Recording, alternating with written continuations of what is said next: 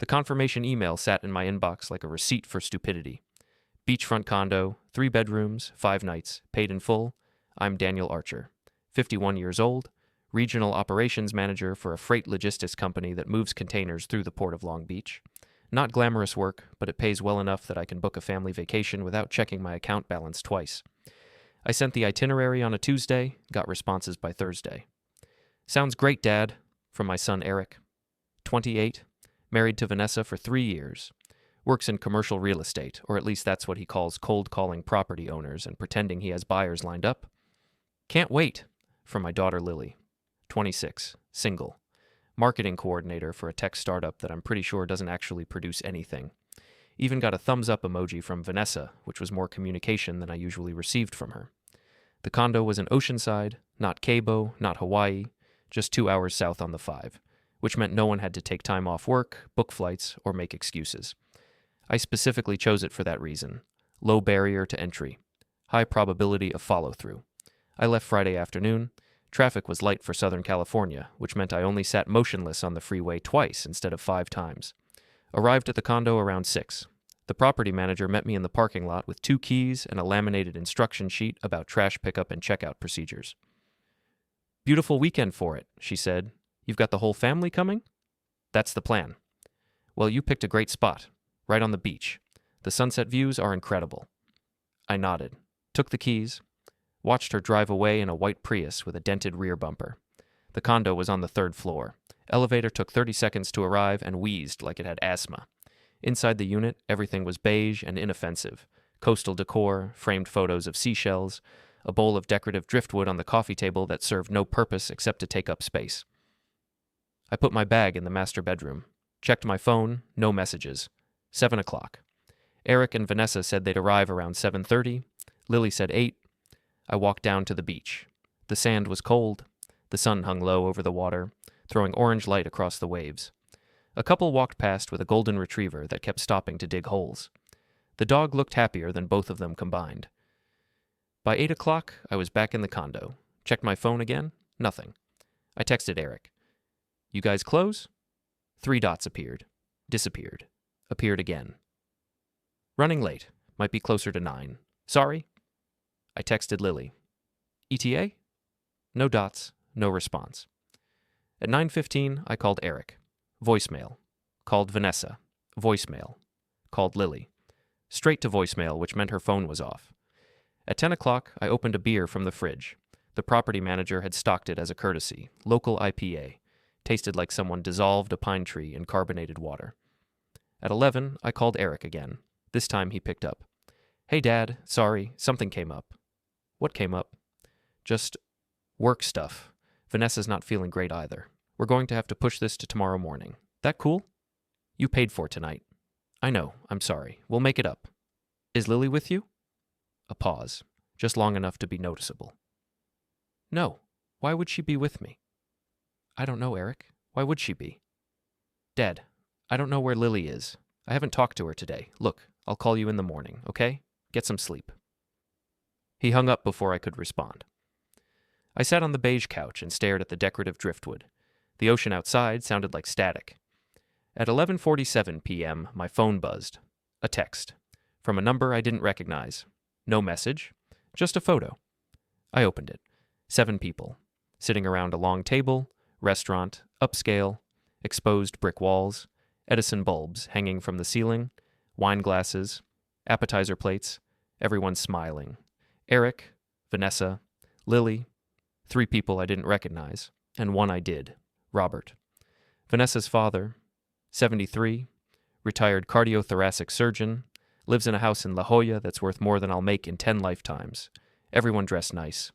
Eric in a button-down I'd never seen, Vanessa in a black dress, Lily in something red with her hair done. The caption, Family Dinner. So good to finally have everyone together. Posted by Vanessa, 43 minutes ago. I zoomed in on the photo, looked at the faces. Everyone relaxed, happy. Lily mid-laugh, Eric with his arm around Vanessa, Robert at the head of the table like a king holding court. There was a timestamp in the corner from whatever restaurant reservation app Vanessa used. 7:30 p.m. I looked at the text thread with Eric. Running late. Might be closer to 9. I looked back at the photo. 7:30 p.m. I sat there for a long time. The beer went warm in my hand. The ocean kept making that static sound. At some point, I got up, walked into the master bedroom, lay down on the bed fully clothed, stared at the ceiling. The photo hadn't been sent to me. That was the thing. It was sent to a group chat. Someone added the wrong number. Probably one of the people I didn't recognize. A cousin, a friend, someone who'd never met me and didn't know my number shouldn't be on the list. I wasn't supposed to see it. But I did, and now I knew. The vacation wasn't canceled. It was replaced. I closed my eyes, tried to sleep, couldn't. Around 2 in the morning, I got up, grabbed my bag, walked down to the parking lot, got in my truck and drove back to Long Beach. I didn't tell anyone I was leaving, didn't call the property manager, didn't text Eric or Lily or Vanessa. I just left. By the time I got home, it was almost 4. I parked in the driveway of my house. Small, 3-bedroom, built in 1987, needs a new roof, and sat there with the engine off. The neighborhood was quiet, porch lights off, everyone asleep. I wasn't angry yet. That came later. Right then, I just felt tired and stupid because I'd paid for a family vacation, sent the details to everyone, and no one showed up. Now I knew why. While you're here, hit the hype button, don't forget to subscribe and support this channel with a like. And tell us below. Have you ever faced something like this? Saturday morning came with fog and the sound of a neighbor's sprinklers clicking through rotations. I didn't sleep, just lay in bed staring at the same ceiling I'd been staring at for 12 years, since the divorce, since I bought this house that was supposed to be temporary and turned into permanent. My phone sat on the nightstand. Silent. No texts, no calls. No one checking if I'd made it to the condo safely. No one wondering why I wasn't posting photos of the sunset, or the beach, or the decorative driftwood. At 8, I got up, made coffee, sat at the kitchen table, and opened my laptop. The freight logistics business teaches you things. How to track shipments, how to verify documentation, how to spot inconsistencies in manifests, how to know when someone's lying about a delivery date or a damaged container or why a truck didn't show up. It also teaches you how to find things. I opened Facebook, searched for Vanessa Archer. Her profile was private, but her tagged photos weren't. 17 new tags from last night, all from the same dinner, different angles, different people posting. I scrolled through them slowly. One photo showed the full table, 9 people total, not 7. 2 more faces I hadn't seen in the first picture. An older woman next to Robert.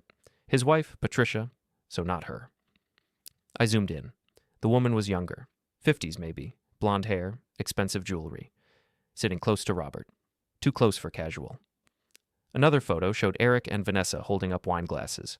The caption, "To New Beginnings?" Another showed Lily with her arm around a man I didn't recognize. Mid-30s, good haircut, wearing a suit that fit too well to be off the rack. The caption, "Finally met the infamous Lily." I clicked on the man's tag. His profile was public, name, Brett Ashford, lives in Newport Beach, works at Ashford and Klein Investment Group. I clicked through his photos. Boats, golf courses, a Porsche 911, more boats, a vacation in Turks and Caicos, him shaking hands with someone who looked like a congressman. I went back to Vanessa's tags, found a photo from 3 weeks ago, Eric and Vanessa at a fundraiser. Caption, "Amazing night supporting the arts with the Ashford family." I clicked on that tag. Different photos, different event, same expensive room, same people smiling. Eric, Vanessa, Brett, an older couple I assumed were Brett's parents, and Lily, 3 weeks ago. I closed the laptop, drank my coffee.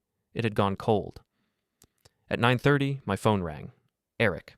I let it ring 4 times before answering. "Hey, Dad, you up?" "I'm up." "So look, about last night, I feel terrible. Vanessa was really sick, like food poisoning or something. We're going to head down this afternoon instead. Should be there by 4. That work?" I looked at the closed laptop. "Sure." "Great. I'll text you when we're on the road. Lily coming?" "Haven't heard from her." "Yeah, she's been weird lately. Probably work stuff. Anyway, see you this afternoon." He hung up. I sat there, finished the cold coffee, made another pot. At 10, I called the property manager in Oceanside. "Hi, this is Daniel Archer. I'm checking out early." "Oh no, is everything all right?" "Family emergency." "I'm so sorry to hear that." "Well, unfortunately, our cancellation policy—" "I know, I'm not asking for a refund. Just wanted to let you know the unit's empty. Oh, well, thank you for letting us know. I hope everything works out. Thanks. I hung up, opened the laptop again. Spent the next 3 hours going through photos, posts, check-ins, building a timeline. 2 months ago, Eric and Vanessa at a dinner party in Newport Beach, tagged with Brett Ashford and 4 other people. 6 weeks ago, Lily at a gallery opening, standing next to Brett. Caption: New friends and good wine. 4 weeks ago, Eric playing golf. Location tagged as Pelican Hill Golf Club. The greens fees there start at $400. 3 weeks ago, the fundraiser. 2 weeks ago, Eric and Vanessa at Robert's house in La Jolla. Photo taken from the back patio. Ocean view in the background. Caption: Sunday dinners are better with family. Lily commented on that post. Best afternoon ever. 1 week ago, Lily at a beach in Newport. Brett in the background, comments full of questions about whether they were dating. Lily responding with winky face emojis. And yesterday, the family dinner, everyone together, everyone dressed up, everyone happy, no one at the condo in Oceanside. I made a spreadsheet, dates, locations, people present, cross-referenced it with my calendar. The timeline was clear. 2 months ago, something started. Eric and Vanessa got introduced to Brett Ashford. Probably through Robert, definitely at an event where people with money went to meet other people with money. Brett took an interest, not just in Eric's mediocre real estate career, in Lily. And somewhere in that 2-month window, I stopped being relevant. The vacation in Oceanside was booked 6 weeks ago. I sent the invitation 5 weeks ago. Everyone said yes. But 4 weeks ago, the real invitations started. Dinners in Newport, golf at Pelican Hill, Sunday afternoons at Robert's house with the ocean view, and by the time last Friday rolled around, the choice was obvious. Beachfront condo in Oceanside with Dad, or upscale restaurant in Newport with Robert's money and Brett's connections. They chose wrong. At 2 in the afternoon, Eric texted, "Running a little behind, probably closer to 5 now." I didn't respond. At 3, Lily called. I let it go to voicemail. She didn't leave a message. At 4, Vanessa texted, "So sorry about yesterday. Can't wait to see you." I stared at the message. 3 exclamation points, the kind of enthusiasm people use when they're lying. I typed, "Don't come." Deleted it. Typed, "I know about the dinner." Deleted it. Typed, "See you soon." Sent it. At 6, Eric called. "Hey, Dad, so Vanessa's still not feeling great. We're thinking maybe we should just push this to next weekend. Give her time to recover. That cool?" "Sure." "Really? You're not mad?" "Why would I be mad?" "I don't know. I feel like we keep flaking on you." "It's fine, Eric." "Okay. Well, we'll make it up to you, I promise." "I know you will." "All right, I'll call you next week. Love you, Dad." "Love you too." I hung up, deleted the voicemail from Lily, blocked the number that sent me the photo. Then I sat down at the kitchen table and opened the laptop again. Because the thing about freight logistics is this. Once you spot an inconsistency, you don't stop looking. You trace it back, find the source, figure out how it happened, and then you fix it. I pulled up Eric's LinkedIn, scrolled through his connections, found Brett Ashford, clicked through to his profile, Harvard, Wharton MBA, managing partner at Ashford & Klein, board member for 3 nonprofits, advisor to 2 tech startups. The kind of resume that made Eric's look like a child's crayon drawing. I clicked through Brett's connections.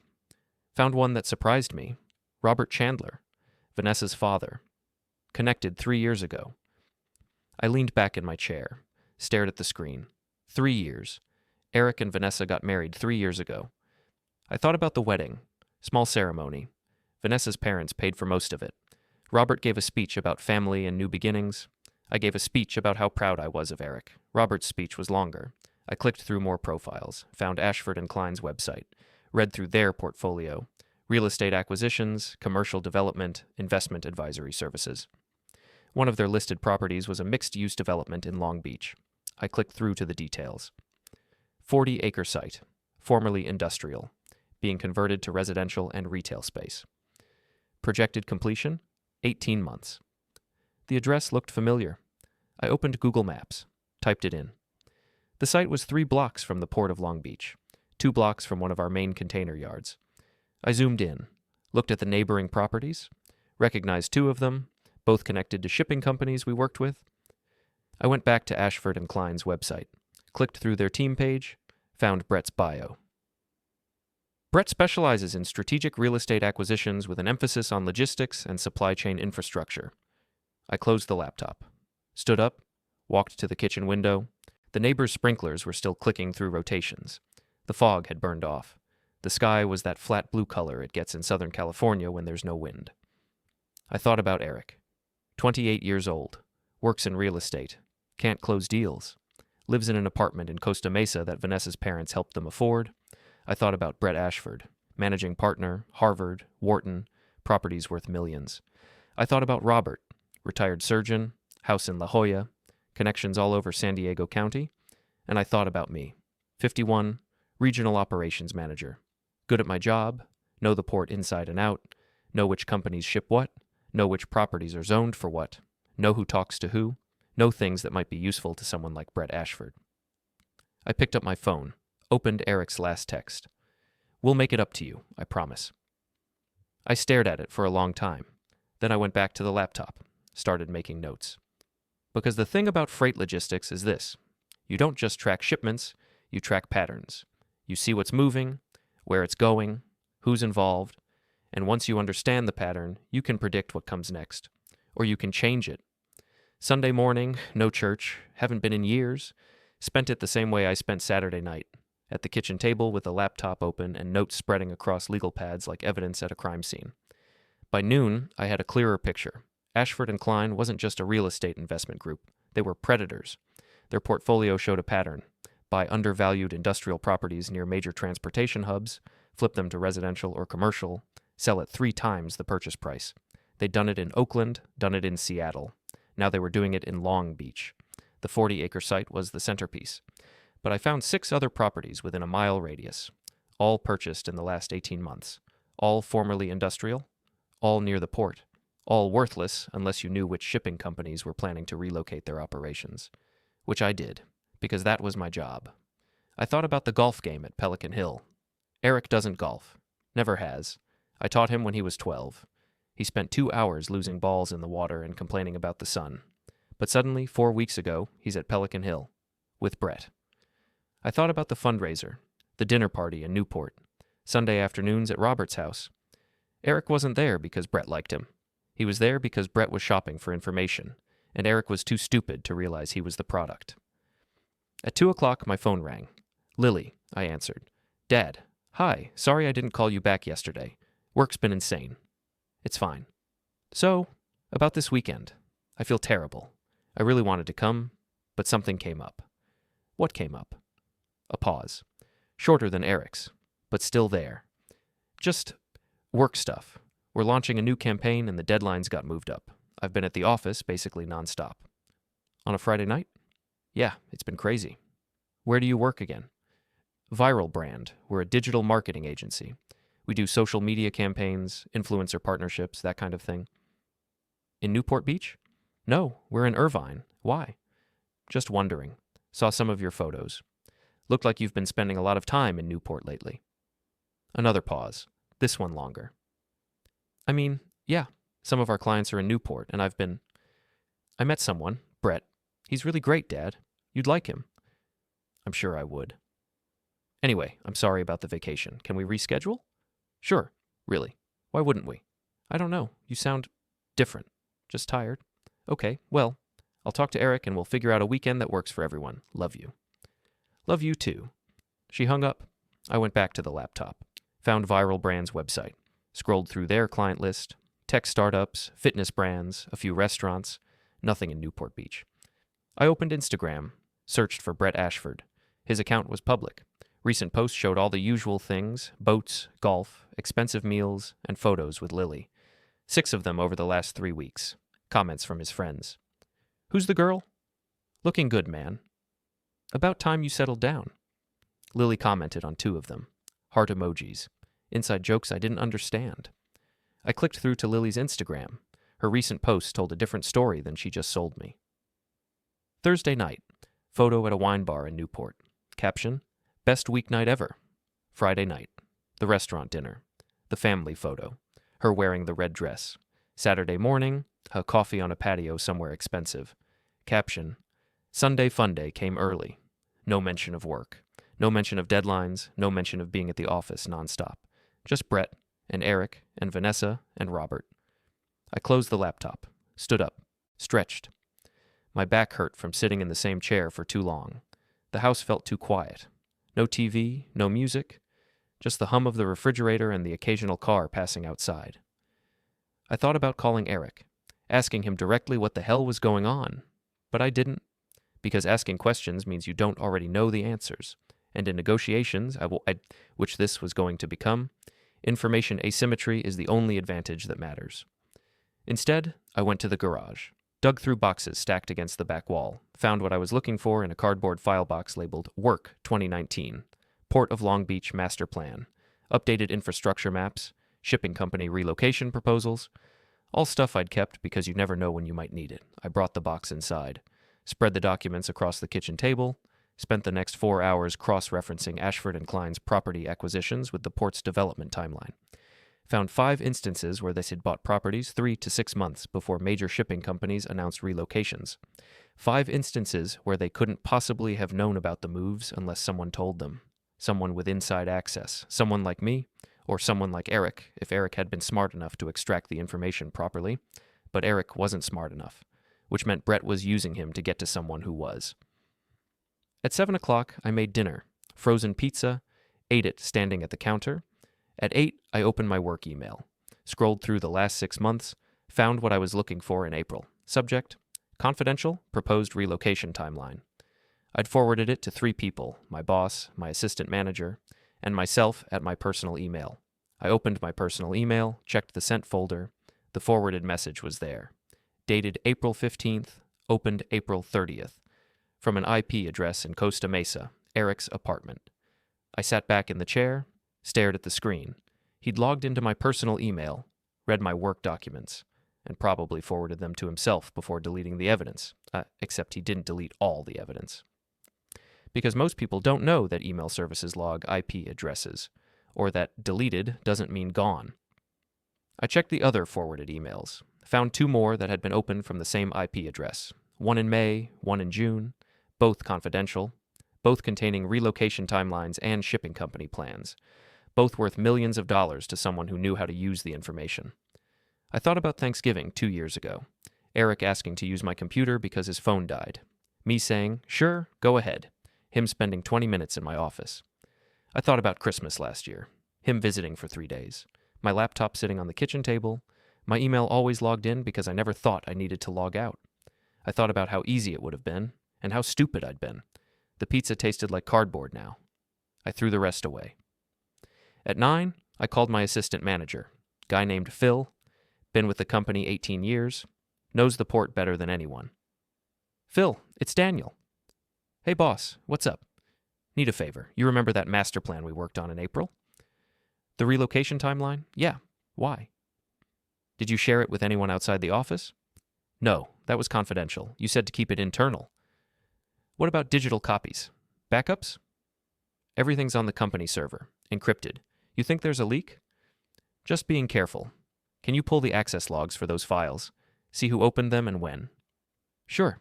Give me a day or 2. I'll send you a report. Thanks. Everything okay, Daniel? Yeah, just routine. All right. I'll get you that report. I hung up, looked at the laptop screen, at the IP address from Costa Mesa, at the timeline of when Eric opened my emails, at the timeline of when Ashford and Klein bought their properties. The gaps were too small to be coincidence, which meant Eric wasn't just failing at real estate. He was succeeding at theft, and Vanessa knew, had to. She was the one who introduced him to Brett, through Robert, through connections built over 3 years of marriage. I thought about the wedding again, Robert's speech about family. I thought about new beginnings. I thought about Eric saying, we'll make it up to you. He wouldn't, because you can't make up for this kind of betrayal. You can only pay for it, and the price was going to be higher than any of them realized. I closed the laptop, turned off the lights, went to bed. This time, I slept, because I had a plan now, and plans are easier to sleep with than anger. Monday morning arrived with marine layer fog and the alarm at 5:30 a.m. I got up, showered, put on work clothes, Dickies pants, company polo, steel-toe boots, made coffee, drank it black. By 6:15, I was on the road. The Port of Long Beach sprawls across 10 square miles. 50 miles of waterfront, hundreds of cranes, thousands of containers moving every day. It's loud. It smells like diesel and salt water. And it runs on schedules that don't care about your feelings. I parked in my usual spot, walked into the operations building, nodded at the guard. He nodded back. My office was on the 3rd floor. Small, one window, view of Container Yard C desk covered in shipping manifests and maintenance reports. I sat down, logged into the computer, opened the access logs Phil mentioned, took 10 minutes to find them, another 20 to understand what I was looking at. The confidential documents had been accessed 47 times since April. 32 of those accesses were legitimate. Me, Phil, my boss, a few others with proper clearance. 15 were from outside the company network. I pulled up the IP addresses, traced them through the VPN. All came back to the same location. My personal email account, accessed from Costa Mesa. I printed the logs, put them in a folder, locked it in my desk drawer. Then I spent the next 3 hours doing regular work, reviewing maintenance schedules, approving equipment orders, handling a complaint about a delayed shipment from a company in Taiwan. At 10:30, Phil knocked on my door. "Got those logs you asked for?" "Thanks." He handed me a USB drive.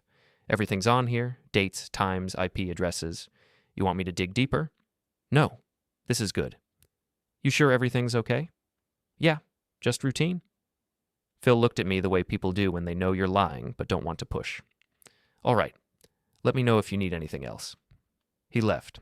I plugged in the USB drive, opened the files. Same information I'd already found, but formatted cleaner, with timestamps down to the second. I cross-referenced the access dates with Eric's Instagram, found photos that lined up. April 18th, access log from Costa Mesa. Instagram photo. Sunday dinner with the old man. May 22nd, access log from Costa Mesa. Instagram photo. Great catching up, Dad. June 14th, access log from Costa Mesa. Instagram photo. Family time is the best time. Every visit. Every time he said he wanted to spend time with me. He was mining data.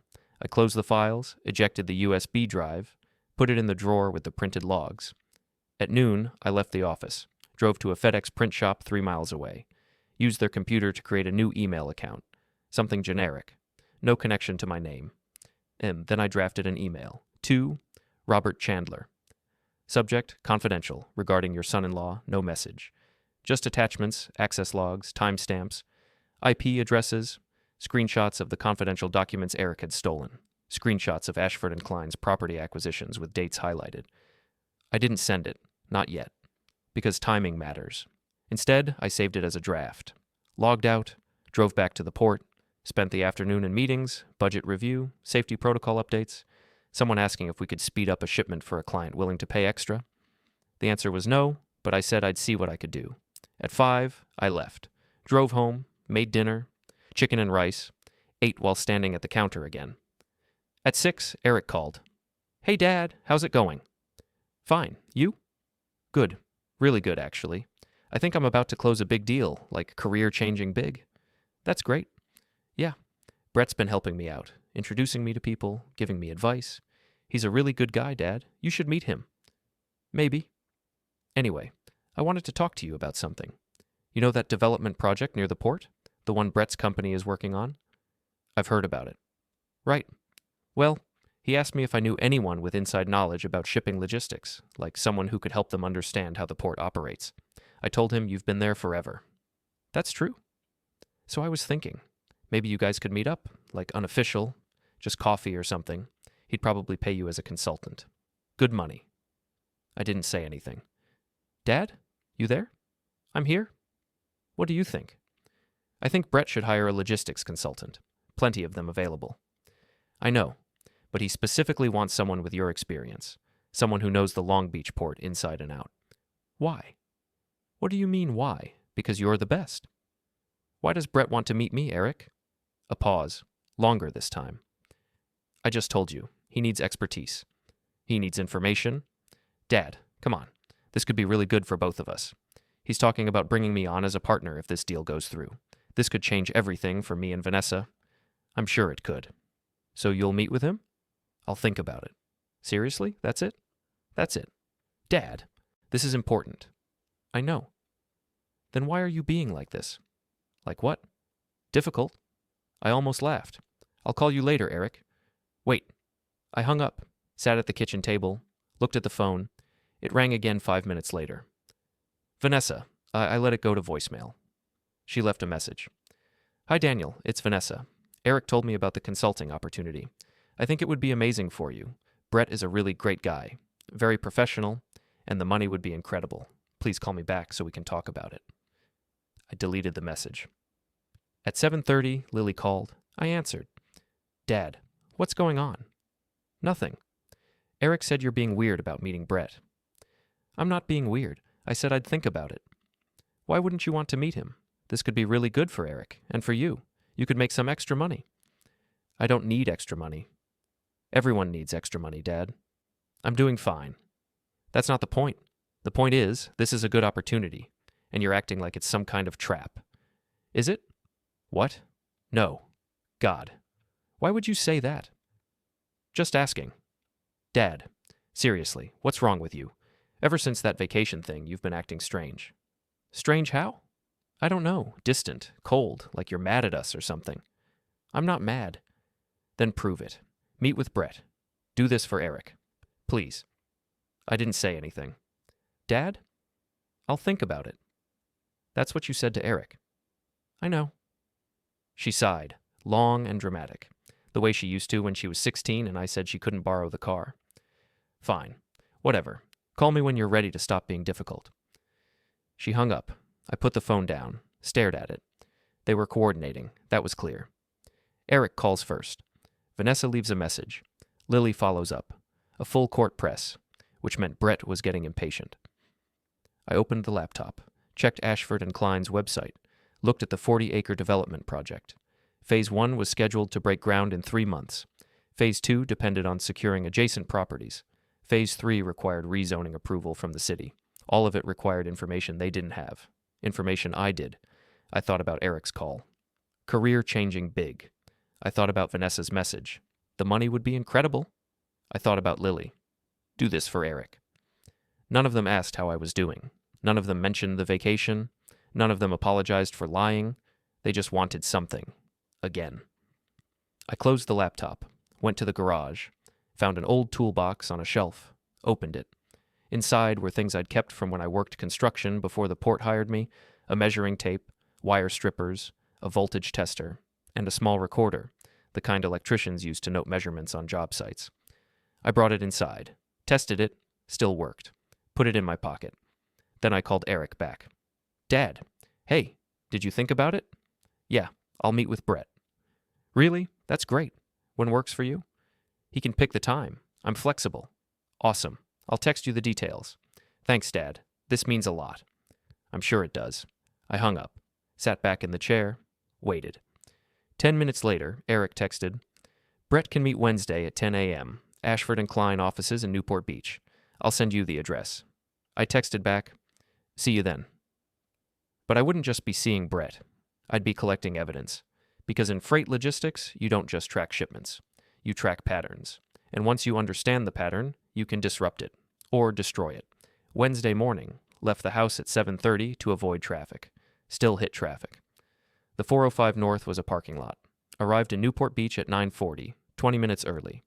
Ashford and Klein's office was in a building that looked like it cost more than my entire neighborhood. Glass and steel, valet parking. A lobby with marble floors and modern art that probably meant something to someone. I parked on the street instead, walked in at 9:50. The receptionist smiled like she'd been hired specifically for her teeth. Welcome to Ashford and Klein. How can I help you? Daniel Archer, here to see Brett Ashford. Of course. Mr. Ashford is expecting you. I'll let him know you're here. Please have a seat. The waiting area had leather chairs and a coffee table with architecture magazines. I sat, didn't touch the magazines. The recorder in my pocket felt heavier than it should. At 9:58, a door opened. Brett walked out. Looked exactly like his photos, mid-30s, expensive suit, hairstyled in a way that suggested he paid someone to cut it. Confident smile. Daniel? Great to finally meet you. I've heard so much about you. We shook hands. His grip was firm, practiced. Thanks for making the drive. No problem. Come on back. I've got to set up in the conference room. I followed him down a hallway, past offices with glass walls, people on phones, people at computers, everyone busy, everyone professional. The conference room had a view of the harbor. Boats everywhere. Money everywhere. Brett gestured to a chair. Please, sit. Can I get you anything? Coffee? Water? Water's fine. He pressed a button on the phone. Jenna, can you bring us 2 waters? Of course. We sat. Brett on one side of the table, me on the other. He leaned back, relaxed. So, Eric tells me you've been at the Port of Long Beach for what, 15 years? 17. That's impressive. You must know that place inside and out. I do my job. I'm sure you do more than that. Regional operations manager, right? That's a big role. It keeps me busy. Jenna came in with 2 bottles of water, placed them on the table, left. Brett opened his, took a sip. So here's the situation. We're in the middle of a major development project near the port. Mixed use, residential and retail. Really exciting stuff. But we want to make sure we're doing it right. That means understanding the logistics, traffic patterns, shipping routes, how the port operates. You could hire a consultant for that. We could, but we want someone with real experience, someone who's lived it, not just read about it in a report. What exactly are you asking me to do? Brett smiled. Just share your knowledge, informally. Help us understand how things work. In return, we'd compensate you, very generously. How generously? $10,000 for an initial consultation, more if we need ongoing advice. I took a sip of water. That's a lot of money for conversation. It's a lot of valuable conversation. I set the bottle down, looked at him. What do you want to know? Brett's smile widened. Let's start with the basics. The port's planning some infrastructure updates, right? Expanding capacity, upgrading equipment. That's public information. Sure, but the timeline isn't. Neither are the companies that'll be affected. Why does that matter to you? Because we're investing in properties near the port. If we know which companies are relocating and when, we can position ourselves better, buy the right properties at the right time. Sounds like insider trading. Brett laughed. It's not insider trading, it's smart business. We're not dealing with stocks, we're dealing with real estate, completely legal. As long as the information is obtained legally. Of course, which is why we're having this conversation. We're not asking you to steal anything, just share what you know, your expertise.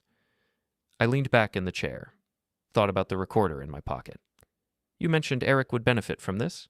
Absolutely. Eric's a great guy, smart, hardworking. He'd make an excellent partner. But he needs to prove himself first. This deal would do that. How much does Eric know about what you're asking me?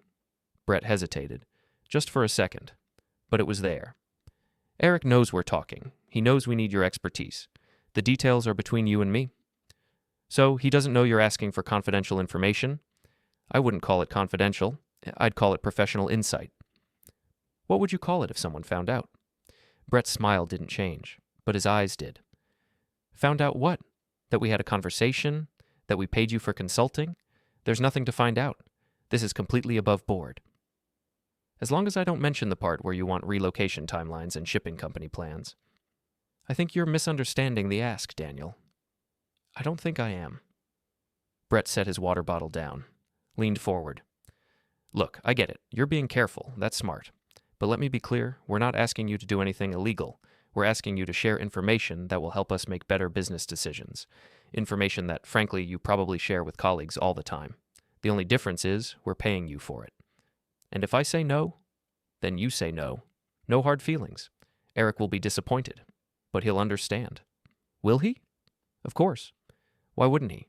I stood up. Thanks for the water. Brett stood too. That's it? You're leaving? I've heard enough. Daniel, wait. I think we got off on the wrong foot here. Let me explain. I understand perfectly. I walked toward the door. Brett followed. At least think about it. The offer stands, $10,000, just for talking. I stopped, turned around. You want me to think about it? Fine. I'll think about it. But while I'm thinking, you should think about something too. What's that? Eric doesn't know you're asking me to steal company information, does he? I told you. He knows we're talking. But he doesn't know what you're asking for. Because if he did, he'd know what you've been doing. Brett's expression shifted, still smiling, but colder now. I don't know what you're talking about. Yes, you do. We stood there, 10 feet apart, the conference room suddenly feeling smaller. You're making assumptions, Daniel. I'm making observations, and right now I'm observing that you should be more careful about who you trust. Is that a threat? It's advice. Same thing you're asking me for, except mine's free. I walked out, down the hallway, past the offices with glass walls, through the lobby, out the front door, got in my truck, drove away, didn't look back. At a red light 2 miles from the office, I pulled out the recorder, rewound it, pressed play. Brett's voice came through clear. If we know which companies are relocating and when, we can position ourselves better. My voice. Sounds like insider trading, Brett. We're not asking you to steal anything, just share what you know. I fast-forwarded. Brett, we're asking you to share information that will help us make better business decisions. I stopped the recording. Put the recorder back in my pocket. Had everything I needed. At 11:30, my phone rang. Eric. I didn't answer. He called again at 11:40. Again at 11:50. At noon, he left a voicemail. Dad, call me back. Brett said the meeting didn't go well. What happened? We need to talk about this. I deleted the voicemail. At 12:30, Vanessa called. I didn't answer. At 1, Lily called. I didn't answer. At 1:30, I pulled into a parking lot near the beach, sat there watching waves roll in. Thought about Eric, about the access logs, about him logging into my email and stealing documents. Thought about Brett, about the offer, about $10,000 for information worth millions. Thought about Robert, about his house in La Jolla, about his connections, about 3 years of marriage and new beginnings. And I thought about the vacation, about paying for it, about sending the itinerary, about no one showing up, about the photo that was never meant for my eyes. At 2 o'clock, I drove to a UPS store, asked to use their computer, created another anonymous email account, drafted a message to the Port of Long Beach's Internal Security Division. Subject, potential information breach. Attached the access logs, the IP addresses, the timestamps. No explanation, just evidence. Saved it as a draft. Then I drafted another email to Robert Chandler. Subject, your son-in-law. Attach the recording of my conversation with Brett. Attach screenshots of Eric's Instagram posts with dates matching the access logs. Attach the property acquisition timeline for Ashford and Klein. No message, just evidence. Saved it as a draft. Then I drove home. At 5, Eric showed up at my door. I opened it. He looked stressed, hair messed up, shirt untucked. Dad, we need to talk. About what? About this morning, about Brett. What the hell happened?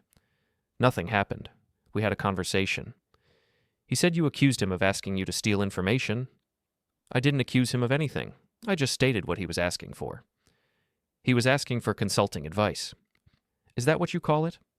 Dad, come on. This is a huge opportunity. For both of us. For both of us? Or just for you? Eric stepped inside, uninvited. What's that supposed to mean? I closed the door. It means I know what you did, Eric.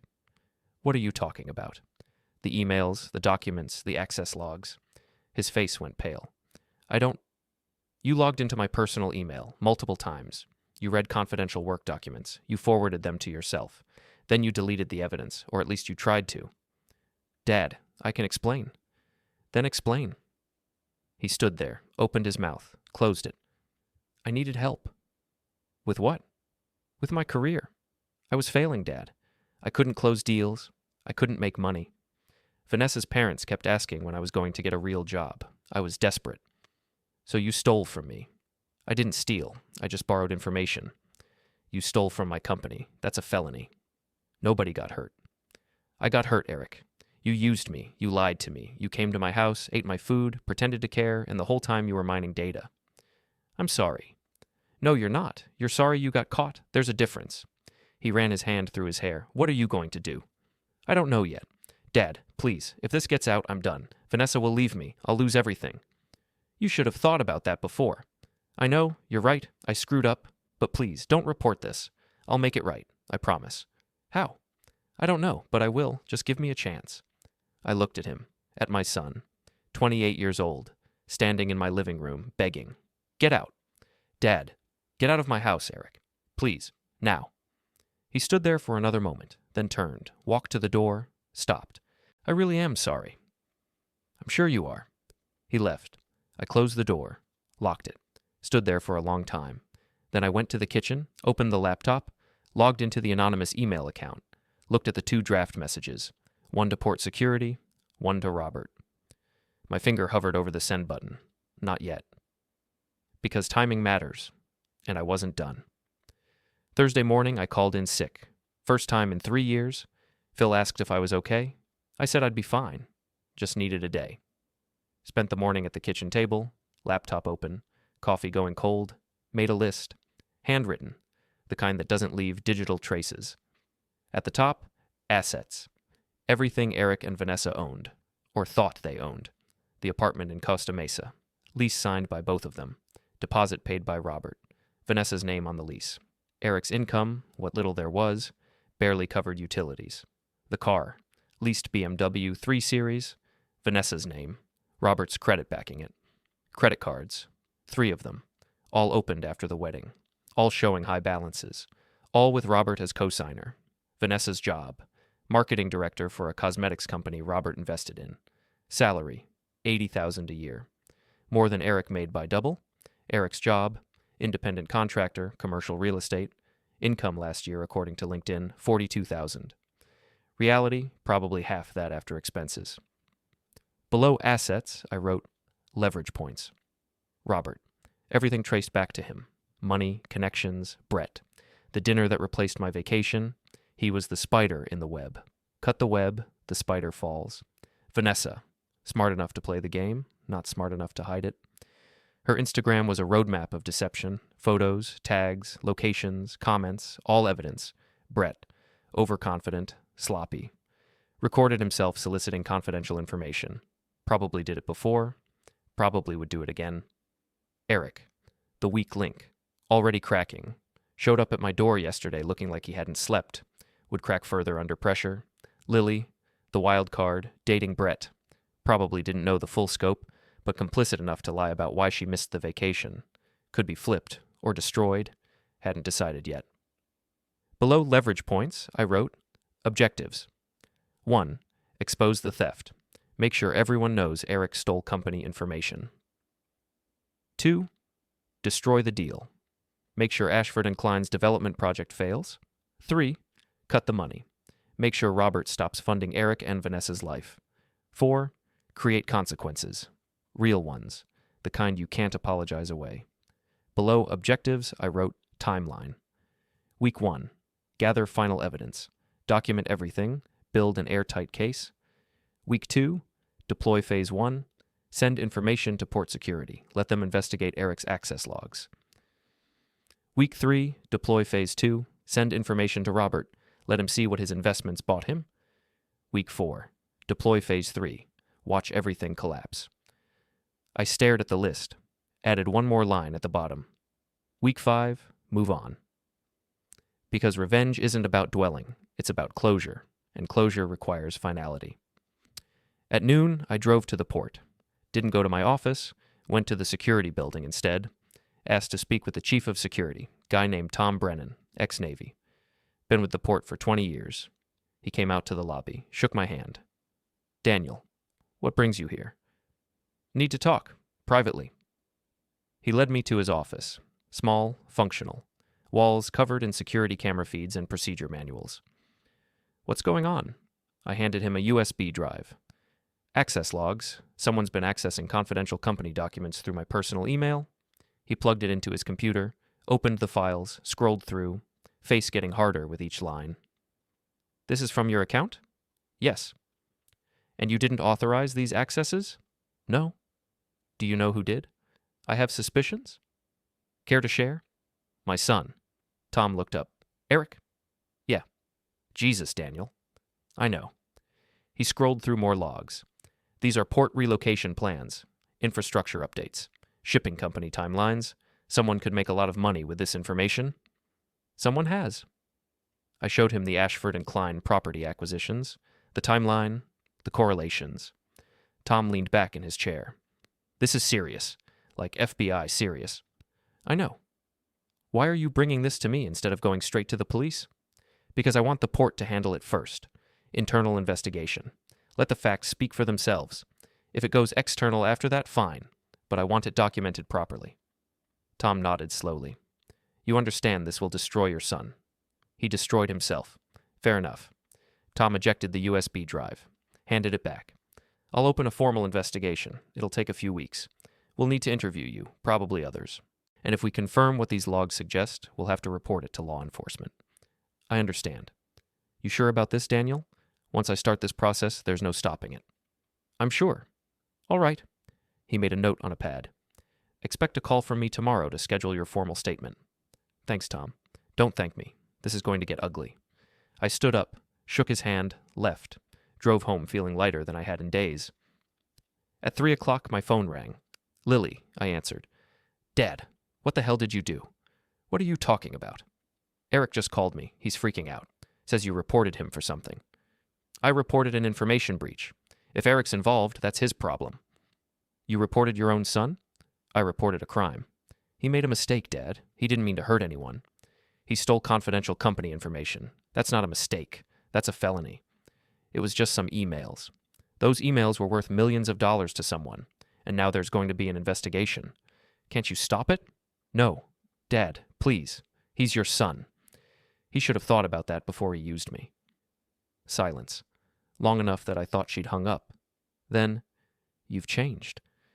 No, Lily, I just stopped pretending. Pretending what? That this family actually cares about me. That's not fair. Isn't it? When's the last time any of you called me? Just to talk, not to ask for something, not to cancel plans, just to see how I'm doing. Another silence. I don't know. Exactly. Dad, I'm sorry about the vacation. We screwed up. But you can't destroy Eric's life over it. I'm not destroying his life. He did that himself. I'm just making sure there are consequences. He's going to lose everything. Good. Maybe he'll learn something. I can't believe you. The feeling's mutual. She hung up. I put the phone down. Looked at the list on the kitchen table. Week 1 was almost done. Time to prepare for week 2. At 5, I opened the laptop, logged into the anonymous email account, pulled up the draft message to Robert, read through it, made sure everything was attached, recording, screenshots, timeline. Then I added one line at the bottom. Ask your son-in-law how he's been helping Brett Ashford. Moved the message from drafts to outbox. Set a scheduled send time, Monday morning, 8 a.m., closed the laptop, spent the evening watching a Dodgers game on TV. They lost. Didn't care. At 10, I went to bed. Slept better than I had in weeks. Because week 2 was about to begin. And once it did, there'd be no going back. Friday morning, back to work. Phil asked if I was feeling better. I said yes. He didn't look convinced. The office felt different, or maybe I felt different. Either way, everything seemed sharper, colors brighter, sounds louder, like someone turned up the contrast on reality. Tom Brennan called at 9. Daniel, need you to come down and give your formal statement. Today, if possible. What time? 2 work for you? I'll be there. Spent the morning doing regular work. Reviewed a maintenance report. Approved a budget request. Handled a shipping delay. Everything routine. Everything normal. Except nothing was normal anymore. At 2, I walked to the security building. Tom was waiting in a conference room. Had another guy with him. Older, serious face. Suit instead of uniform. Daniel, this is Richard Kemper. He's from our legal department. We shook hands. Thanks for coming in, Kemper said. This shouldn't take long. We just need to get your statement on record. They had me walk through everything. When I first noticed the breach, how I found the access logs, what documents were accessed, when Eric had physical access to my computer. Kemper took notes. Tom recorded everything. And you're certain it was your son accessing these files? Kemper asked. The IP address traces to his apartment in Costa Mesa. Could anyone else have used his internet connection? It's possible, but the timing matches his visits to my house, and the documents accessed correspond with property acquisitions made by Ashford and Klein. The real estate investment group? Yes. Do you believe your son was working with them? I believe my son was stealing information and selling it. Whether directly or through intermediaries, I don't know, but the pattern is clear. Kemper made more notes. Are you aware that if we confirm this, your son could face criminal charges? I am. And you're comfortable with that outcome? I'm comfortable with the truth being known. He looked at me for a long moment. All right. That's everything we need for now. We'll continue the investigation. Might have follow-up questions, and we'll likely need to bring your son in for an interview. Understood. Tom walked me out. You okay, Daniel? Fine.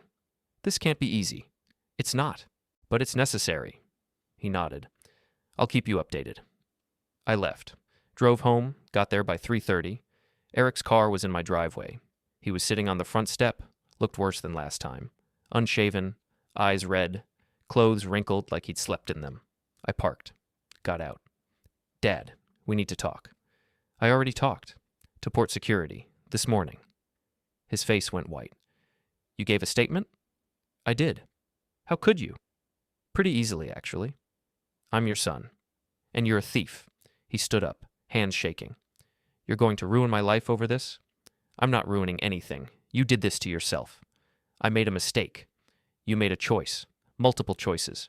Every time you logged into my email, every time you forwarded those documents, every time you lied to my face, those were all choices.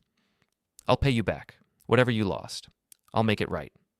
You can't pay back trust. Dad, please. Go home, Eric. I don't have a home. Vanessa kicked me out. I stopped. When? Last night. After Lily called her, after she found out you reported me, she said she can't be married to a criminal. Smart woman. Get off my property. Where am I supposed to go? Not my problem. I'm your son. Then act like it. Take responsibility. Face the consequences. Stop blaming everyone else for your choices. He stood there, breathing hard, looking like he might either cry or swing at me. Did neither. Just turned, walked to his car, got in, drove away. I went inside, locked the door, sat at the kitchen table, hands steady, heart rate normal, felt nothing. Not anger, not sadness, not regret, just clarity. At 6, my phone rang. Robert, I answered. Daniel, we need to talk. In person. About what? You know what? Tomorrow, 11 a.m., my house. I don't think so. It wasn't a request. Still not interested. I'm trying to help you, Daniel. I don't need your help. Your son does. Then help him? You've been funding his life for 3 years. What's one more bailout? Silence. Then, 11 a.m. tomorrow. Be there. He hung up. I put the phone down. Looked at the laptop. Monday morning, 8:80 a.m. That's when Robert would get the email, the recording, the evidence. But he wanted to meet tomorrow, which meant someone had tipped him off. Probably Eric or Vanessa or both. Didn't matter. I wasn't going. At 7, I made dinner. Steak, baked potato, salad. Ate at the table like a civilized person instead of standing at the counter. Tasted good. At 8, Lily called. I didn't answer. She left a voicemail. Dad, Robert wants to meet with you. Please go. Please hear him out. He can fix this. He knows people, lawyers. He can make the investigation go away. Just talk to him. Please. I deleted it. Spent the evening reading. Old book. Something about Antarctica. Figured it was appropriate. At 10, I went to bed. Tomorrow was Saturday, week 1 ending, week 2 beginning. And Monday, Robert would learn the truth, whether he wanted to or not. Saturday, 10 a.m. My phone rang. Robert again. I didn't answer. 10:15. Another call. Let it ring. 10:30. A text. Last chance, Daniel. I put the phone on silent. Went for a run. The neighborhood was quiet. Weekend quiet. People washing cars, mowing lawns, kids on bikes. Normal life happening everywhere except in mine. Ran 3 miles. Came back sweating. Felt good. Showered. Made lunch. Turkey sandwich. Chips. Beer. Sat on the back patio. Small yard. Grass needed cutting. Fence needed paint. Everything needed something. But right now, everything was fine. At 1 o'clock, a car pulled into my driveway. Black Mercedes, Robert's. I watched through the kitchen window. He got out, alone. Walked to the front door. Knocked. I didn't answer. He knocked again. Harder. Daniel, I know you're in there. Open the door. I stayed still. Watched him through the window. He knocked a 3rd time. Waited. Then walked around to the side gate. Tried it. Locked. Daniel, we need to talk. This is ridiculous. He gave up. Walked back to his car. Sat in the driver's seat for 5 minutes. Then left. I went back to the patio. Finished my beer. At 3, my phone buzzed. Multiple texts. All from Lily. Dad, please talk to Robert. He's trying to help. Why are you being like this? Eric is falling apart. You're destroying our family. I deleted them all. At 5, someone knocked on the door again. Different knock, lighter. I looked through the peephole. Vanessa. I opened the door. Kept the chain on. What do you want? She looked tired. No makeup, hair in a ponytail, yoga pants and a sweatshirt. First time I'd seen her dressed like a normal person in years. Can I come in? No. Daniel, please, I'm not here to fight. Then why are you here? Because Eric's at a motel. Because my father is threatening to cut me off. Because everything is falling apart and I don't know what to do. Not my problem. It is your problem. You started this. I started it. I paid for a vacation, sent invitations to my family, and everyone ditched me to have dinner with your father. But I started it. She looked down. I'm sorry about that. No, you're not. You're sorry you got caught. There's a difference. We made a mistake. You made a choice. Eric made multiple choices, and now there are consequences. Can't we fix this? How? I don't know. Eric could apologize to the port. Return whatever he took. Make it right. He can't return what he took. The information is already out there. The damage is done. Then what do you want? I want you to leave. Daniel. Now. She stood there. Tears starting, mascara running. He's your son. He was. Not sure what he is now. You're being cruel. I'm being honest. Something you might want to try. She turned, walked to her car, got in, drove away. I closed the door, locked it, went back to the patio, sat there as the sun went down, thought about the vacation, about booking it, about being excited, about thinking maybe finally everyone could just spend time together, about the photo, about seeing it, about realizing I'd been replaced, about Eric showing up at my door begging, about Vanessa crying, about Lily's texts, felt nothing, or maybe I felt everything, and it all averaged out to nothing. Either way, I was done. At 8 p.m., I went inside, opened the laptop, checked the scheduled email to Robert, still set for Monday. 8 a.m., added one more attachment, a screenshot of Vanessa's Instagram post from the dinner, the caption about family finally being together, because he should see it, should understand what his money bought him, closed the laptop, spent the rest of the night watching TV, some movie, didn't pay attention, just needed noise. At midnight, I went to bed. Tomorrow was Sunday, last day of week 1. Monday, everything changed, and I was ready. Sunday morning came with rain. First time in weeks. The kind of rain Southern California gets when the weather can't decide what it wants to be. I made coffee, sat at the kitchen table, watched the water run down the windows. The house felt empty. Always had. But now it felt intentional. No one was coming over. No one was calling to check in. No one was pretending anymore. It was just me, and the rain, and Monday morning scheduled in an outbox. At 9, I opened the laptop, logged into my work email, checked for messages, 2 from Phil asking about maintenance schedules, 1 from Tom Brennan saying the investigation was proceeding, 1 from HR about annual compliance training. Nothing from Eric, nothing from Lily, nothing from Vanessa. They'd finally stopped trying, or maybe they were regrouping, planning something, talking to Robert about lawyers and strategies and how to make this go away. Didn't matter. The email would send tomorrow morning. Robert would see everything, and then the real collapse would begin. At 10, someone knocked on the door. I looked through the peephole. Lily. I opened it. Kept the chain on. Dad, please, can we talk? About what? About this whole situation, about Eric, about the family. There's nothing to talk about. Yes, there is. You're destroying everything. I'm not destroying anything. I'm just not protecting you anymore. From what? From consequences. She looked at me, really looked, like she was seeing someone she didn't recognize. When did you become like this? Like what? Cold, mean, someone who'd hurt his own family. I'm not hurting anyone, I'm just telling the truth. You're the ones who decided the truth was hurtful. The truth about what? About how little you care, about how I'm just a resource to be managed, about how the only time any of you talk to me is when you need something. That's not true. When's the last time you called me just to talk, Lily? She didn't answer.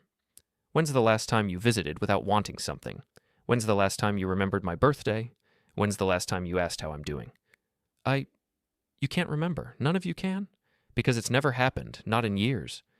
We've been busy. Everyone's busy. But people make time for what matters. I guess I just don't matter. That's not fair. Life's not fair. I learned that when no one showed up to the vacation I paid for. When I got a photo that wasn't meant for my eyes. When I realized my entire family had replaced me with someone richer. Tears started running down her face. We didn't replace you. Yes, you did. With Robert, with Brett, with the life you want instead of the life you have. What do you want from us? Nothing. That's the point. I don't want anything anymore. So you're just going to destroy Eric? Let him go to jail? I'm going to let the truth come out. What happens after that is up to the courts. He's your son. He stopped being my son when he used me, when he stole from me, when he lied to me every single time he came to this house. People make mistakes. This wasn't a mistake. It was a plan you all participated in. I didn't know about the emails. But you knew about the dinner. You knew about ditching the vacation. You knew about lying to me. That's enough. She stood there, rain soaking her hair, mascara running. I hate you right now. That's okay. I'm not sure I like you much either. She turned, ran to her car, drove away too fast. I closed the door, went back to the kitchen table. The coffee had gone cold, made a new pot, thought about Lily, about teaching her to ride a bike, about helping with homework, about driving her to soccer practice every Saturday for 3 years, about her growing up, moving out, calling less and less, about the photo, about her laughing, about her arm around some guy she'd just met, about her happy. Without me, the new coffee tasted the same as the old coffee. At noon, I made lunch, leftover steak, eggs, toast, ate at the table, rain still coming down outside. At 1, I opened the laptop, checked the scheduled email one more time, everything ready, everything attached. Tomorrow. 8 Cowie a.m. Robert would wake up, check his phone, see an email from an unknown sender, open it, see the recording, the screenshots, the timeline, understand what Eric did, what Vanessa knew, what Brett wanted, understand what his money and connections had actually bought him. Then he'd call Eric, or maybe Vanessa, or maybe lawyers. Didn't matter. The truth would be out. And once it's out, you can't put it back. At 2, the rain stopped. Sun came out. Everything steaming. I went for another run. 5 miles this time. Pushed harder than usual. Came back exhausted. Good exhausted. Showered. Changed. Made dinner. Chicken. Rice. Vegetables. Ate at the table. Watched the light fade. At 7, my phone rang. Number I didn't recognize. I answered. Mr. Archer? Yes. This is James Whitmore. I'm an attorney representing Robert Chandler. I'm calling to discuss a potential resolution to the current situation involving your son. Not interested. Mr. Chandler is prepared to make a very generous offer. I don't care. Perhaps we could meet in person, discuss the details. No. Mr. Archer, I understand you're upset, but I think you'll find that... I hung up. The phone rang again immediately. Same number. I blocked it. At 8, I went outside, sat on the back patio. Sky clear now, stars out. Thought about tomorrow, about the email sending, about everything unraveling, about week 2 beginning, about consequences. Felt calm, felt ready. Went back inside at 9, locked all the doors, checked all the windows, set the alarm. Went to bed. Tomorrow was Monday. Tomorrow, everything changed. And I couldn't wait.